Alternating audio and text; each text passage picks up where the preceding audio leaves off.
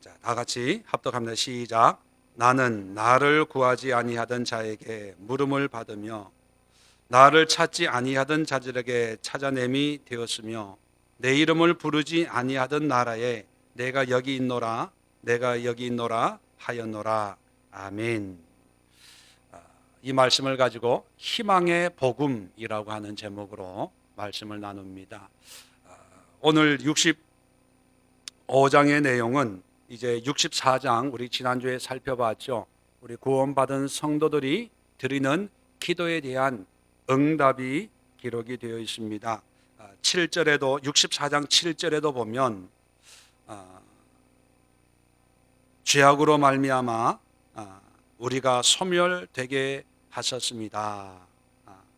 또 12절에도 보면 아직도 가만히 계시려 하시나이까 주께서 아직도 잠잠하시고 우리에게 심한 괴로움을 받게 하시려나이까 라고 하는 이런 탄식과 또 간절한 기도에 대한 응답이 나옵니다. 이 응답은 이 기도에 대한 응답만이 아니라 이사야서 1장부터 이제 패역하고 타락한 문제투성인 그런 지금의 상황, 형편, 이 모든 문제에 대한 하나님이 주시는 응답입니다. 그래서 이 응답을 우리 인간 입장에서는 우리에게 희망이 되는 좋은 소식, 희망의 복음 이렇게 한번 설교의 제목을 지어봤습니다. 과연 우리 그리스도인들에게 있어서 희망은 어디에서 찾아야 될까요? 또 우리 그리스도인들이 사모해야 될 복음, 말 그대로 좋은 소식, 여기에 돈이 있다, 여기에 권세가 있다, 이렇게 하면은 성공한다, 이렇게 하면 유명해진다, 이렇게 하면 뭐 잘 된다. 과연 이것이 복음일까?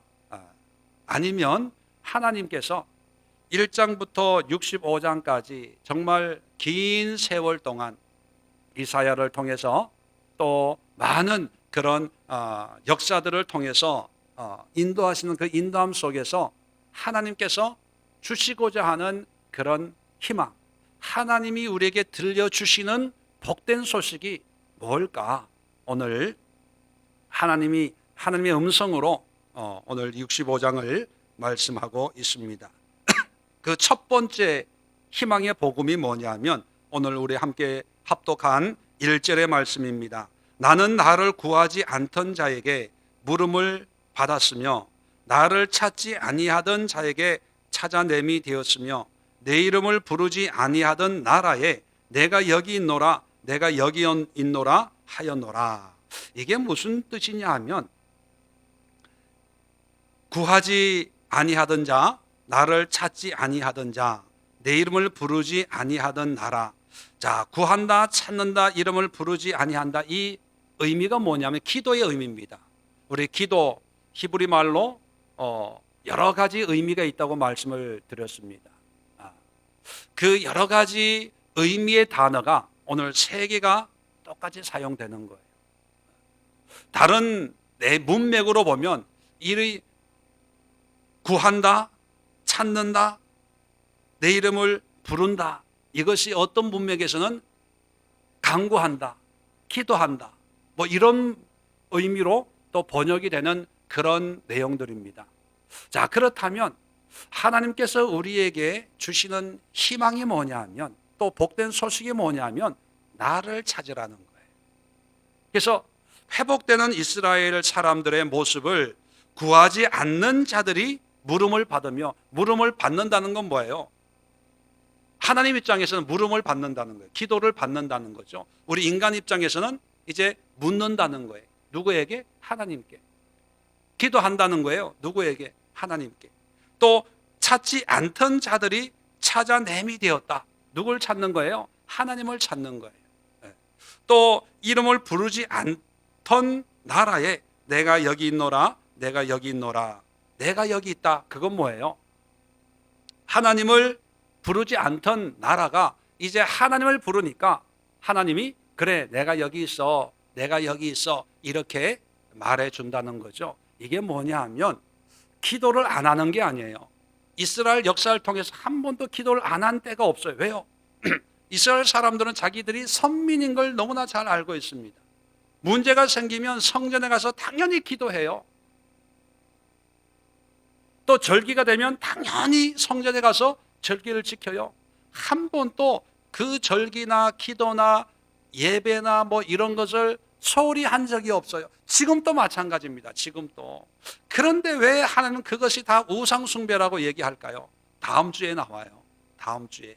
근데 오늘 하나님이 말씀하시는 첫 번째 희망의 복음이 뭐냐면 나를 찾아라. 나를 불러라. 내게로 와라. 다시 말하면 하나님을 찾으라. 이걸 뒤집어 놓고 생각하면 이스라엘 유다 사람들이 그렇게 기도하고 그렇게 찾고 그렇게 간구했는데 하나님 입장에서 보면 뭐가 부족한 거예요? 뭐가 잘못된 거예요? 무슨 문제가 있는 거예요? 기도에. 문제 해결은 찾는데 문제 해답은 찾는데 정작 누구는 안 찾는 거예요? 하나님을 안 찾는 거예요. 하나님. 왜 사람들은 하나님을 안 찾을까요? 하나님보다 정답이 더 중요하다고 생각하니까. 하나님보다는 문제 해결이 중요하다고 생각하니까 문제만 있으면 하나님께 가요. 그래서 문제 해결해 달라고 그래요. 그런데 하나님이 문제 해결해 주면 그때뿐이라는 거예요. 왜요? 하나님은 계신다는 건 아는데 하나님의 존재의 의미가 뭐냐면 내 문제 해결해 주는 전능하신 하나님. 하나님이 개입하시면 모든 문제도 해결해 줄 수 있는 능력의 하나님 믿어요. 그런데 그 하나님을 향한 사랑과 고백이 아니라 여전히 나를 사랑하기 때문이에요. 왜? 사랑하는 내가 문제 가운데 힘들어하면 난 불편해지니까 하나님 나를 위해서 이 문제 해결해 주세요. 어려움이 있으면 하나님, 전능하신 하나님, 어려움이 또 생겼네요. 하나님이 사랑하시는 내가 이 어려움 가운데 이런 고통을 당하고 있으니까 하나님이 이 어려움 해결해 주세요. 자, 기도해요. 자, 기도하는데 하나님을 사랑해요? 자기를 사랑해요? 사실은 자기를 사랑해서 기도하는 거예요. 왜냐하면 문제가 안 생기면 기도를 안 하니까요. 자, 그런데 하나님이 우리에게 복음으로 말씀하시는 게 뭐예요? 문제가 있든 없든 간에 나를 찾아라. 나를 찾으면 내가 너의 삶을 볼 때 이게 필요하겠구나라고 할 때 내가 필요를 채울 것이고 이게 문제가 있구나 할 때 문제를 고칠 것이고 그래 지금은 좀 불편하지만 너에게 이런 불편함이 좀 필요하구나라고 할 땐 그래도 놔두겠다는 거예요. 또 그런 삶을 살아가는 것이 하나님을 믿는 믿음의 삶이고 또 그런 삶이 내 자신보다는 하나님을 더 사랑하는 그런 하나님의 백성의 삶이지 어떻게 너희들은 네가 힘들면 나한테 기도하냐? 네가 조금 불편하면 나한테 기도하냐? 넌 어떻게 내가 어떻게 생각하는지 한 번도 안 물어보냐? 물론 이런 말씀은 없지만 이런 의미가 포함이 되어 있는 거예요. 왜냐하면 자 보세요. 3절 2절 보세요. 내가 종일 손을 펴서 자기 생각을 따라 옳지 않는 길을 걸어가는 패역한 백성들을 불러나니. 보세요. 하나님이 종일 손을 폈어요. 도와주려고. 자, 그런데 이 사람들은 어떻게 살아가냐 하면 자기 생각을 따라 옳지 않은 길을 걸어가는 패역한 백성들을 늘 손을 펴서 불렀다는 거예요. 아무개 집사야, 아무개 권사야, 내가 도와줄게, 내게로 와라. 그러면 이 권사는, 집사는, 이 성도는 하나님의 부르심에 예, 알겠습니다 하고 순종한 게 아니라 늘 자기 생각을 따라요. 자기 생각. 하나님 지금은 피곤하거든요. 지금은 바쁘거든요. 지금 내 문제가 더 크거든요. 잠깐만요. 조금 있다가요. 나중에요. 다 자기 생각이라는 거예요. 그러니까 자기 생각에 하나님이 필요하다고 느낄 때 하나님을 찾는 거예요. 자기 생각에 기도가 필요하다고 느낄 때 기도하는 거예요. 자기 생각에 순종할, 이런 거는 순종할 만하다라고 느낄 때 순종하는 거예요. 자, 한 번 순종해놓고 자기는 대단한 순종을 했다고 큰 소리 쳐요. 그런데 하나님이 볼 때는요, 그 순종도 뭐를 따라 한 거다? 자기 생각을 따라 한 거예요. 자기 생각. 3절 보세요. 자, 동산에서 제사하며 벽돌 위에 분향하며 내 앞에 항상 내 노를 일으키는 백성이라. 보세요. 제사해요, 안 해요? 해요. 분향, 향을 살라 바쳐요, 안 바쳐요? 바쳐요. 그런데 하나님의 뜻을 따라 하는 게 아니고 그냥 동산에서, 벽돌이라고 하는 것은 어떤 상징적인 것입니다. 좋게 꾸민.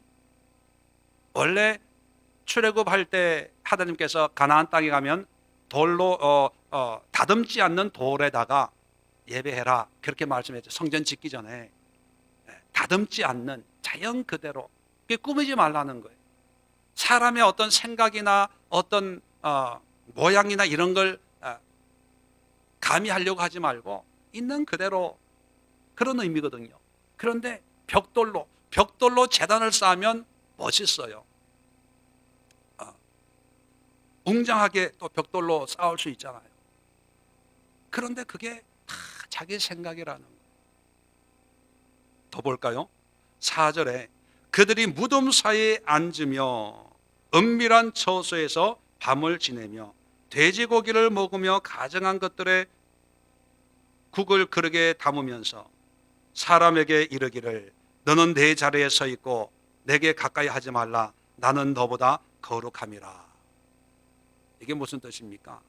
예배드리고 기도하고 무덤 사이에 앉은다, 이것은 뭐냐 하면 이런 의미입니다. 무덤이라고는 죽은 사람들이거든요. 죽은 사람들을 섬기는 거예요. 예를 들면 예수님이 바리새인들한테 책망했듯이 선지자의 무덤을 쌓고 의인의 비석을 세우고 그런 말씀, 책망을 했거든요. 그러니까 무덤 사이에 있다는 것은 공동묘지에 산다는 것이 아니라 어떤 훌륭한 사람, 선지자들, 이런 사람들 무덤에 있으면서 그분들을 이렇게 기념하고 추억하면서 나도 이런 사람을 존경해, 나도 이런 사람을 닮고 싶어. 뭐냐 하면 하나님과는 전혀 관계없이 자기가 부러워하는 것을 부러워하고 좋아하는 것을 좋아하고 또 자기가 기념하고 싶은 것을 기념을 한다는 그런 의미입니다. 은밀한 처소에 밤을 지새고 이런 걸 하면서, 그리고 돼지고기를 먹으며, 자, 이 진짜 유대인들이 돼지고기를 먹었을까요? 지금도 돼지고기 안 먹어요. 그런데 이 당시에도 돼지고기 먹었을까? 저는 돼지고기를 안 먹었다고 봐요. 그런데 왜 돼지고기를 먹으며 가증한 것을 국그릇에 담아낸다, 이런 얘기를 했을까? 물론 이들은 이렇게 하나님을 잘 섬긴다고 자기 생각을 따라 먹을 거 안 먹을 거 그 음식을 구별하지만 이미 자기 생각을 따라 신앙생활하는 그 모든 것은 부정한 거예요. 돼지고기를 먹어서 부정한 게 아니라 정결한 음식을 먹어도 하나님의 뜻과는 상관없이 자기의 생각을 따라 행하는 모든 것이 부정하다는 거예요. 그래서 돼지고기라고 하는 것은 실질적으로 돼지고기를 먹어서 돼지고기를 먹으며 이렇게 표현하기보다는 불결하다는 거죠. 더럽다는 거예요. 하나님이 보실 때. 자, 그러면서 5절에 이러면서 나는 거룩하다, 너보다 더 거룩하다, 큰 소리 친다는 거죠. 나한테 가까이 오지 마. 나 어제 철회한 사람이야. 나 가까이 오지 마. 나 이래도 권사야, 권사. 나 함부로 그렇게 보지 마. 나 성경 몇 독한 사람이야. 뭐 이러면서 자기 기분에, 자기 의로, 자기가 행한 것으로 다 그렇게 얘기한다는 거죠. 자, 그러면서 5절 끝에 보면 재밌는 표현을 합니다. 이런 자들은 내 코에 연기요 종일 타는 불이로다. 자, 이런 자는 내 코에 연기라고 하는 의미가 참 재밌는데요. 여러분 만화 영화 이런 거 보면 화가 나고 흥분하면 만화 어떤 그림이 연상이 돼요? 만화를 많이 보신 것 같은 우리 문승기 집사님. 만화 보면 막 씩씩거리면 얼굴이 붉어지고 그 다음에 코에서 막 이렇게 연기 같은 게 이렇게 나잖아요. 화가 난다는, 속에서 불이 나가지고 그 열기가 코로 나오는 걸 내 코에 연기요 종일 타는 불이로다. 그러니까 보세요.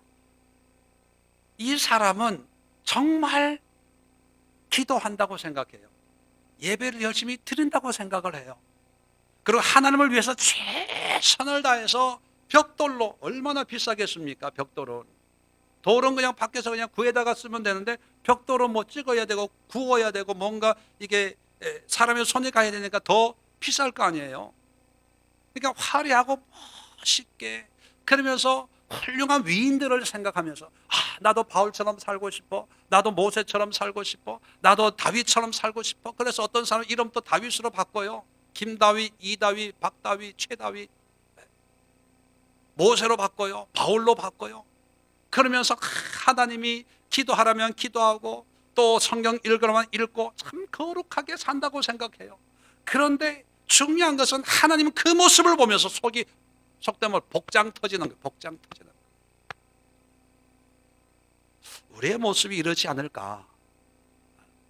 우리가 참 두려움으로 신앙생활을 해야 됩니다.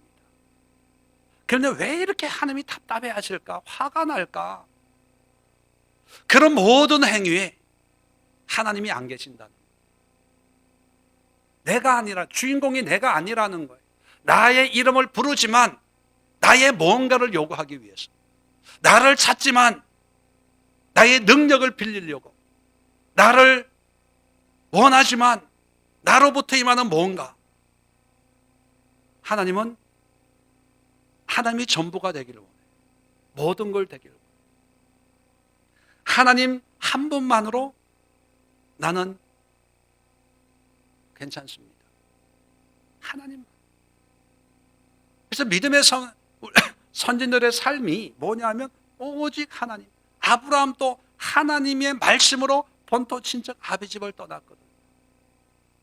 다윗도 왕이 되고 싶은 마음이 있고 비전과 꿈과 야망이 있어서 하나님을 믿은 게 아니라 그냥 하나님만을 믿은 거예요. 하나님만을. 바울도 환경의 문제 가운데 하나님이 이 문제 어떻게 해결해 줘야 됩니까? 한 번도 기도하지 않았어요. 오직 기도했던 것은 하나님, 하나님의 은혜가 나에게 임하고 하나님의 사명을 이루는 삶을 살게 하옵소서. 예수님이 이 땅에 오셔가지고 참 궁핍한 삶을 사셨습니다. 여도 굴이 있고 새도 둥지가 있는데 인자는 머리 둘 것조차 없다. 그런데 예수님 한 번도 자기의 문제를 가지고, 자기의 삶을 가지고 기도한 적이 없어요. 또 능력을 행한 적이 없어요. 목자 없는 양같이 유리방황하는 영혼들을 불쌍히 여기고 그들에게 먹을 걸 주고 그들의 질병을 치료해 줬죠. 자기가 아닌 하나님의 뜻을 이루기 위해서 그렇게 살았는데 이 사람들은 열심히 신앙생활을 한다고는 하지만 결국은 자기라는 거예요. 자기. 내 문제. 더 큰 응답을 받기 위해서 벽돌로 쌓고 더 큰 은혜를 누리기 위해서 더 철야를 하고 기도를 하고 금식을 하고 기도하는 게 내 문제예요. 내 문제. 내 문제 가지고 기도하자고 하면 다 모여요. 그런데 하나님만을 위해서, 하나님의 뜻을 위해서 기도합시다 하면 다 바빠. 자, 그런 모습을 보면서 내 코에 연기요 종일 타는 불이로다. 그렇게 말씀하시면서 회복되는 신앙의 모습을 이제야 나를 찾는구나, 나를 구하는구나, 나를 원하는구나. 하나님, 금도 마옵시고 은도 마옵시고 오직 하나님만이 나의 전부가 되어주세요. 이렇게 기도하게 됐다는 거예요. 그렇다면 우리에게 희망의 복음은 뭘까요? 여전히 우리에게도 이런 하나님의 원함이 있다는 거죠. 이런 하나님의 뜻이 있다는 거예요. 우리의 생각으로, 우리의 판단으로 내가 볼 때는 내 삶이 가장 힘들고 이 문제가 제일 커요. 그럼에도 불구하고 하나님이 원하시는 희망의 복음은 뭐예요? 문제가 있지만 나는 문제보다 주님을 원합니다. 주님을 찾습니다. 주님을 구합니다. 주님의 이름을 부르짖겠습니다. 이러한 신앙, 이러한 믿음을 하나님이 찾고 있다는 것이 우리에게는 희망이고 이것이 우리에게 복음입니다. 왜요? 그렇게 믿음 생활하면 되잖아요. 그렇게 하나님을 기뻐하는 삶으로 살아가면 될 수 있기 때문입니다. 두 번째 희망의 복음은 뭐냐 하면, 자, 8절에 보면 여호와께서 이같이 말씀하시되 포도송이에는 즙이 있으므로 사람들이 말하기를 그것을 상하지 말라, 거기 복이 있느니라 하나니 나도 내 종들을 위하여 그와 같이 행하여 다 멸하지 아니하고 내가 야곱에게서 씨를 내며 유다에게서 나의 산들을 기업으로 얻을 자를 내리니 내가 택한 자가 이를 기업으로 얻을 것이요 나의 종들이 거기에 살 것이라. 자, 8절부터 12절까지 말씀하는 내용이 뭐냐 하면, 비록 이렇게 타락하고 다 자기 생각으로 살아가는 사람들이 있지만 그 중에 하나님의 택한 자들이 있다는 거예요. 남은 자.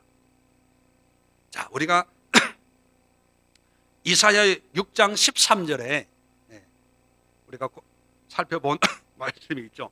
그 중에 10분의 1이 아직 남아있을지라도 이것도 황폐하게 될 것이나 밤나무 상수리 나무가 뱀을 당하여도 그 그루터기는 남아있는 것 같이 거룩한 씨가 이 땅에 그루터기니라 하시더라. 이 땅에 거룩한 씨가 있다. 다 썩고 병들어서 다 가치 없는 것 같아도 거룩한 씨가 남아있다는 씨가. 자, 이사야 10장 20절에도 보면 그날에 이스라엘의 남은 자와 야곱 족속의 피난한 자들이 다시는 자기를 친자를 의지하지 아니하고 이스라엘의 거룩하신 이 여호와를 진실하게 의지하리니. 자, 다 타락한 게 아니라 남은 자가 있어요. 남은 자, 선택받은 자가 있는데 이런 사람은 세상을 의지하지 아니하고 하나님만을 의지하는 사람이 그 속에 남아있다는 거예요. 이사야 46장 3절에 야곱의 집이여 이스라엘의 집에 남은 모든 자여 내게 들을지어다. 배에서 태어남으로부터 내게 안겼고 태에서 나무로부터 내게 업힌 너희여. 이게 뭐냐면 다 타락한 게 아니라 하나님께서 아기를 안듯이 안아주고 보호하고 또 인도하시는 그런 남아있는 그런 사람들이 있다는 거예요. 그래서 이사야서에 남은 자 사상이라고 하는 것이 있습니다. 다 타락하고 다 자기 뜻대로 사는 것 같지만 그래도 소수의 거룩하고 구별되고 세상과 타협하지 않는 그런 사람들.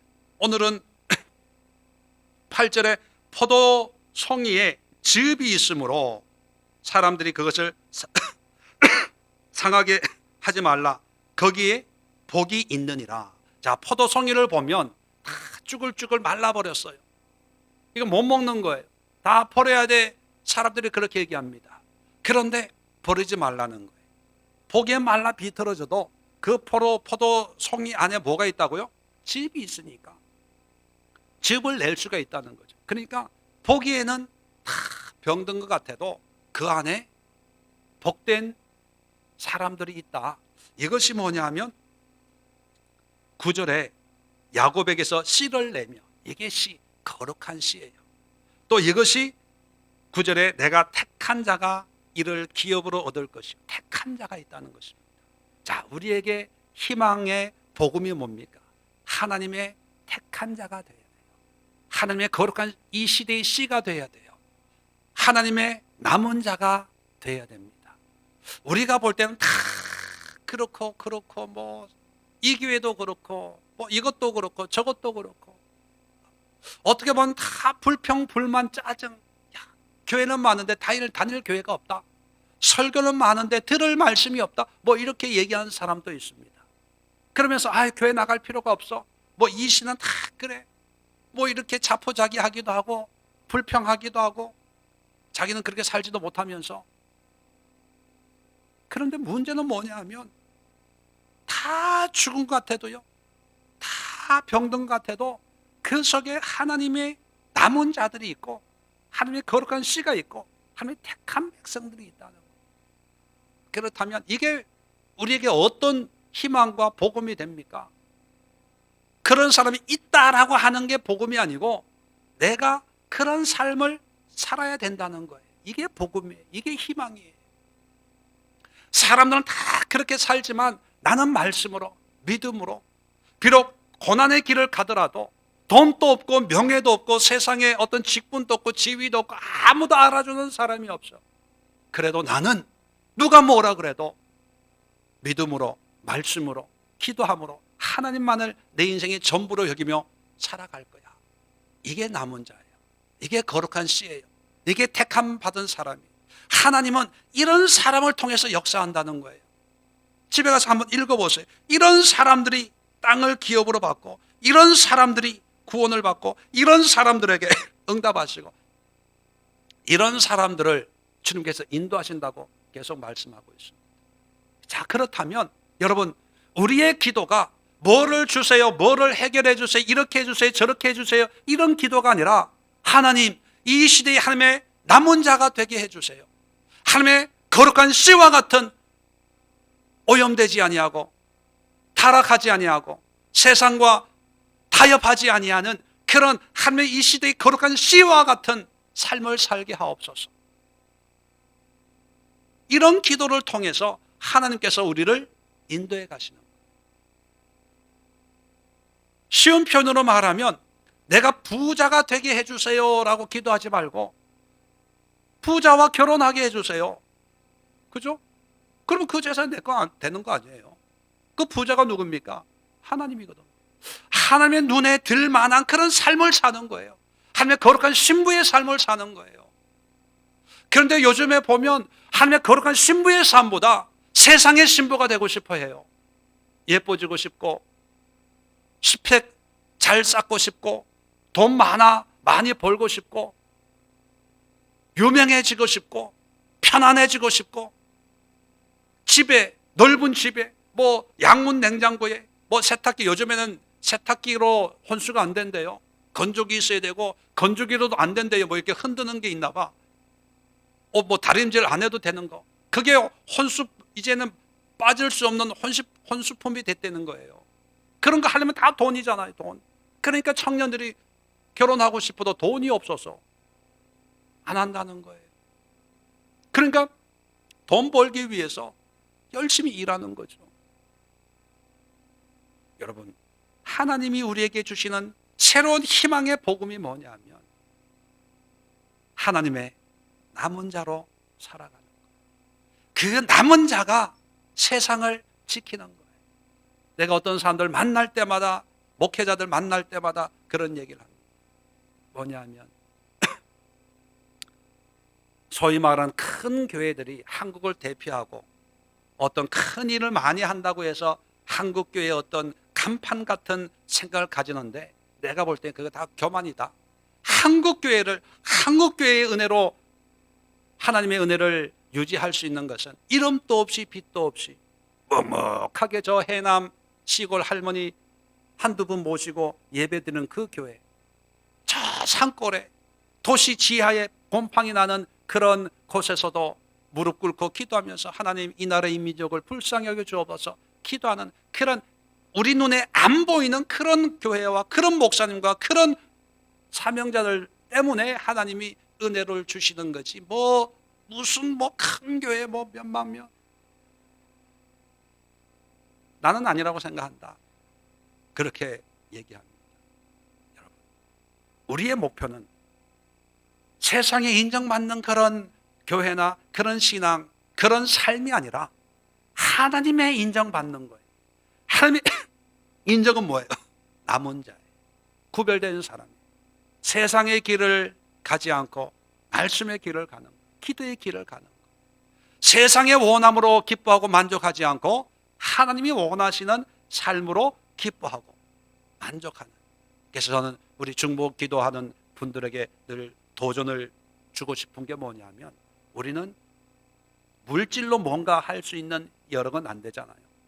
어떤 세상적인 권세나 명예로 뭔가 할 수 있는 힘은 없어요. 그러나 기도로 이 세상을 유지하고 관리하고 잘 다듬어 갈 수 있는 그런 능력을 하나님 우리에게 준 거예요. 그것은 결코 어떤 것보다 그 의미가 평가절하 받을 수 없는 거예요. 가장 귀한 거예요. 저는 그리스도인들에게 주신 능력 가운데 기도의 능력이 제일 크다고 봅니다.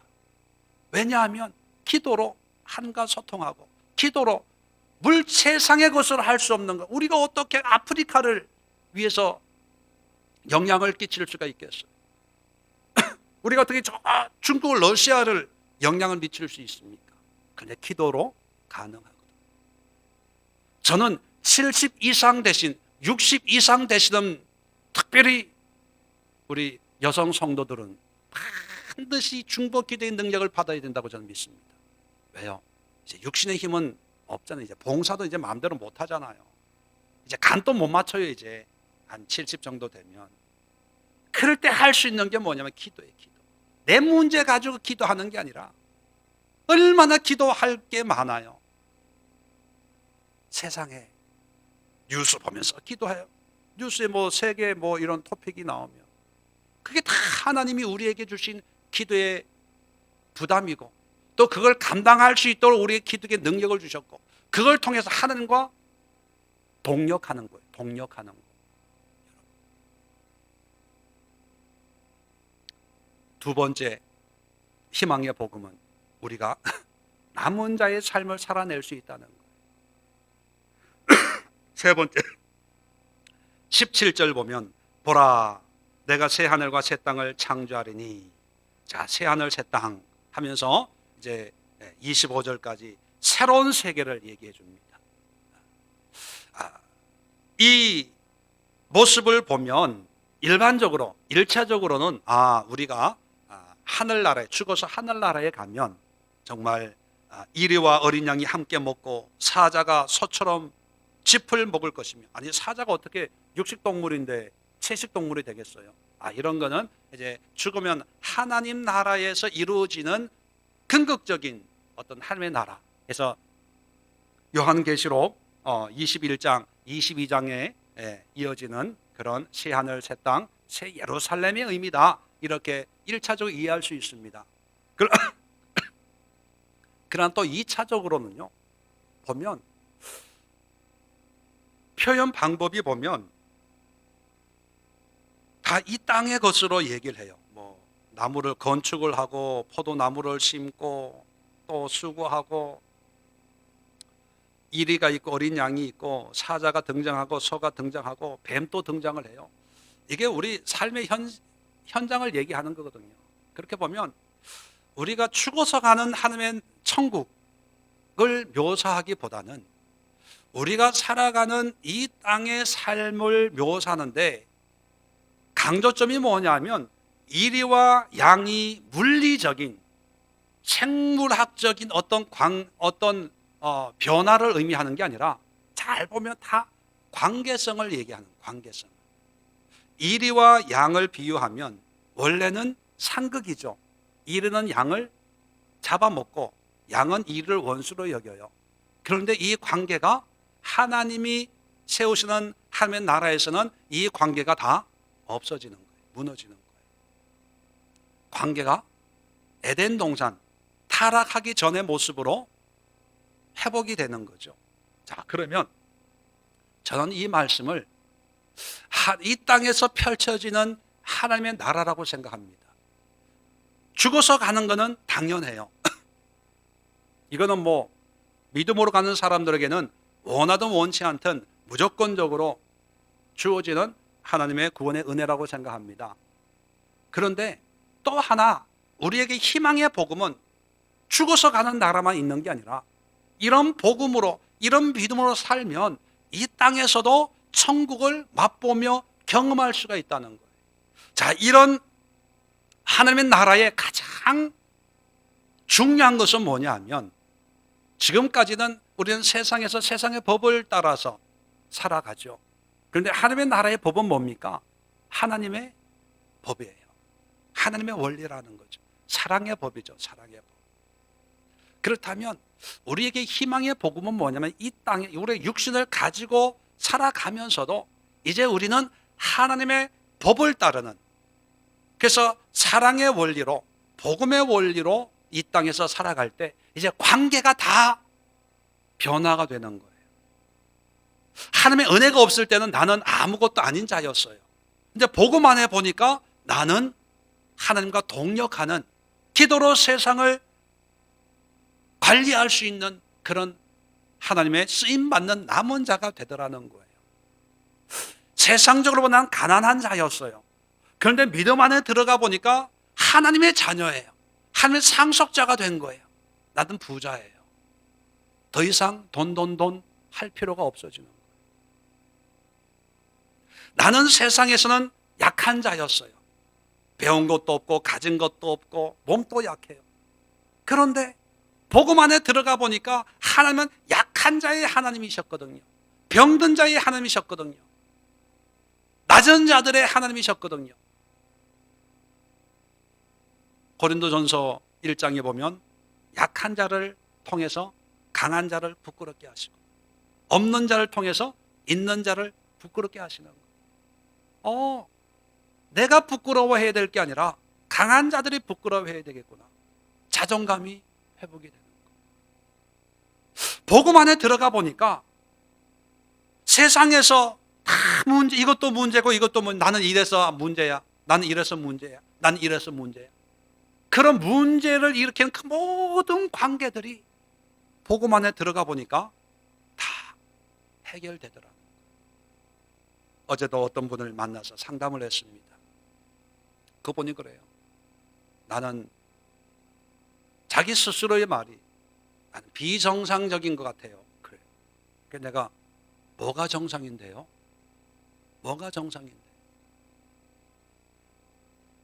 비정상이라고 하는 그 생각이 뭐냐면 사람들이 가지고 있는 기준으로 볼 때 난 이것도 못하고 이렇게도 못하고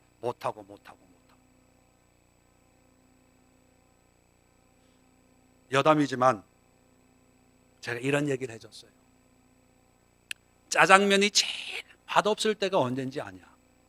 여러분, 짜장면이 제일 맛없을 때가 언제예요? 배부를 때요? 예. 그런데 아무리 배불러도요, 짜장면을 보면 그래도 먹을 수 있는 배는 있어요. 언제 맛이 없을까요? 푸른 짜장면? 맛이 없어도요, 배고픈 사람에게는 푸른 짜장면도 정말 맛있어요. 그런데 언제 짜장면이 진짜 맛없냐? 짬뽕 생각날 때. 정말 짬뽕이 먹고 싶은데 짜장면을 먹게 돼야 돼요. 진짜 맛없어요. 반대로 짬뽕이 맛없을 때는 언제일까요? 네, 잘하시네. 짜장면 생각할 때. 이 얘기를 해주면서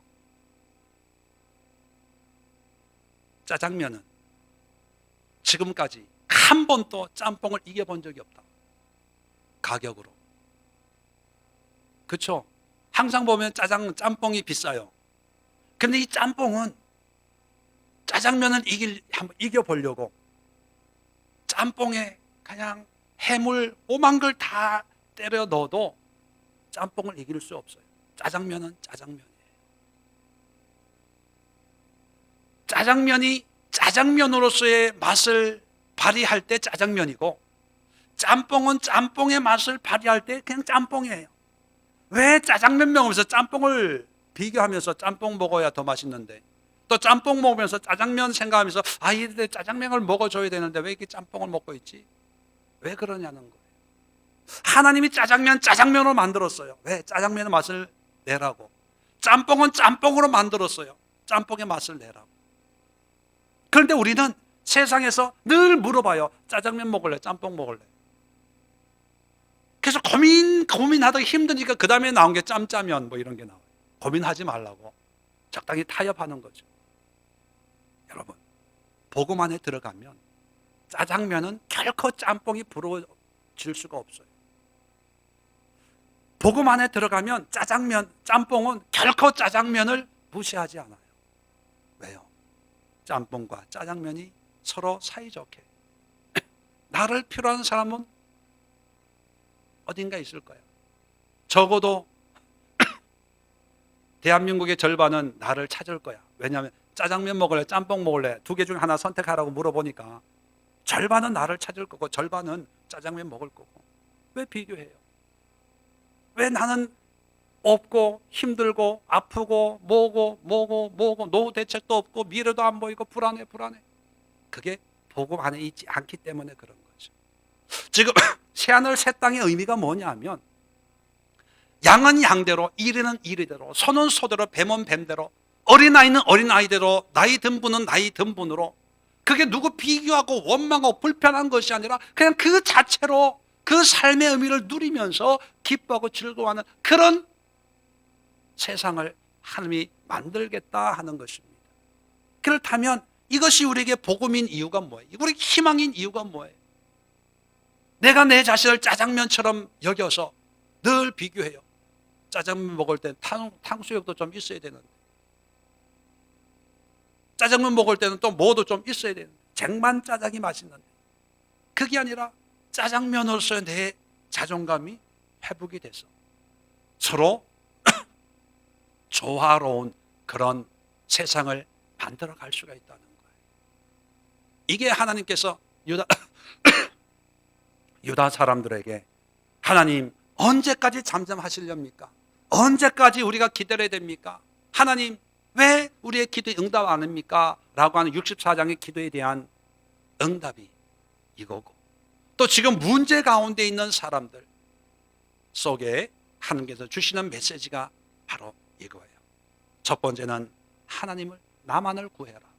두 번째는 세상이 그렇게 흘러간다고 해서 타협하지 말고 하나님의 남은 자로 살아라.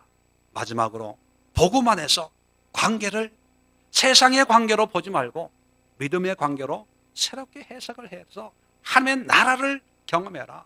하나님이 왕이신, 하나님이 다스리시는 하나님 나라의 가치관이 가장 의미가 있는 그런 나라로 만들어 버려라 라고 하는 것이 하나님이 우리에게 주시는 위로의 말씀이자 희망이고 복음입니다. 오늘 함께 기도하시면서 여러분의 삶 속에, 믿음 속에 이 세 가지 요소를 회복할 수 있도록 하나님만으로 기뻐하며 즐거워하는, 그리고 하나님의 남은 자의 삶을 살겠다는 거룩한 고백과, 그리고 하나님의 나라의 백성의 새로운 윤리, 새로운 도덕, 새로운 가치관, 새로운 기준으로 살아가겠다고 하는 거룩한 고백과 이런 은혜를 사모하는 기도를 함께 드리도록 하겠습니다. 제가 먼저 기도합니다.